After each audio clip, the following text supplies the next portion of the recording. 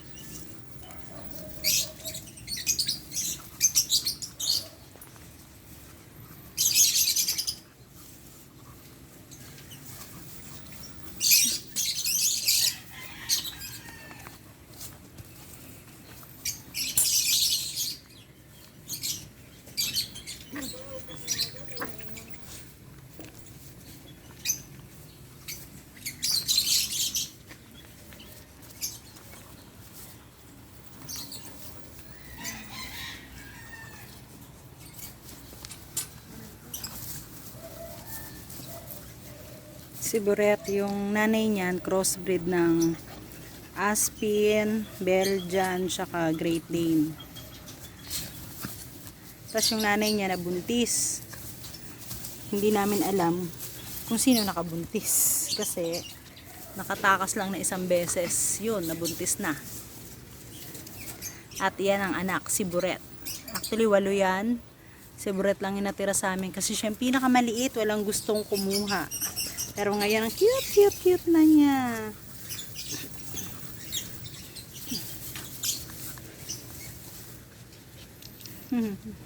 Si Harley naman, 4 months old, Belgian Malinois.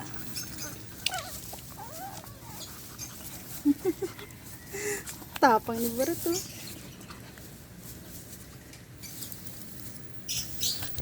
Oh.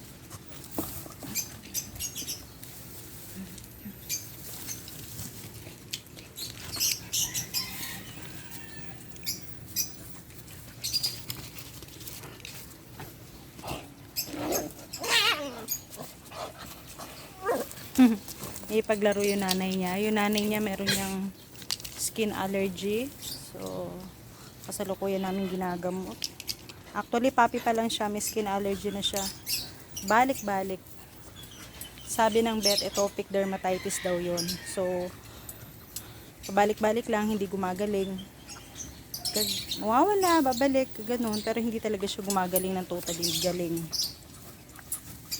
Ayun, pero hindi siya nakakahawa. Kaya naman kahit marami kaming dogs is walang nahawa. Ayan, meron din kaming Aspin, si Undog. Undog! Yan yung pinakamatapang. Napakawalan lang namin niya pag iihi lang at pupupo. Tapos tinatali lang namin kahit nasa loob ng bakuran kasi masyadong matapang, nangangagat. Nakarating na yung dalawa dito. At yung dalawang Belgian nandoon sa cage.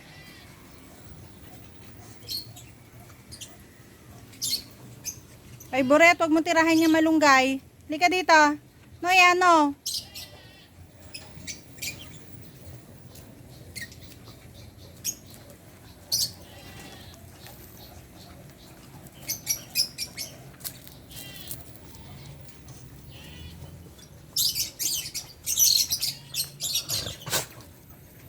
Tamo, sungit ni Undog, naangilan niya si Buret.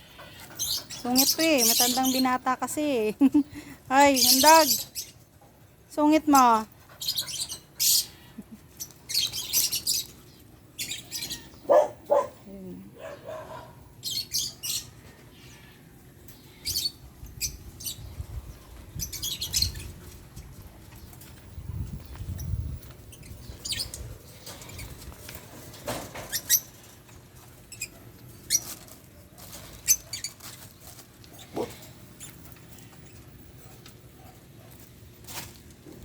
Buret, saan ka pupunta?